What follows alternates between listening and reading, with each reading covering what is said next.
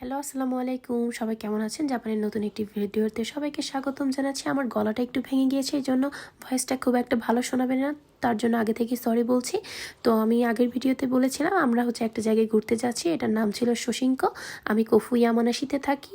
এর এক 9 কিলোমিটার দূরে এটা হচ্ছে শোশিনকো। তো এই জায়গাটা এত বেশি সুন্দর ছিল, অনেক বেশি সুন্দর। পাশে একটা লেক ছিল, মানে জায়গাটা একদম পিকনিক স্পটের মতো ছিল। তো একটা সমস্যা হচ্ছে এই লেকে মাছ ধরা নিষিদ্ধ, যার কারণে বড় একটা সাইনবোর্ড দিয়ে চারিপাশে আটকে দিয়ে মানে লিখে রেখেছে যে এই মাছ ধরলে 300 মান টাকা জরিমানা, মানে 300 মান মানে বাংলাদেশি টাকায় 30 লাখ টাকা, আর হচ্ছে 3 বছরের জেল। তো কেন মানুষ এখানে ধরতে যাবে? এটা করতে গেলে তার লস, তো দরকার নাই।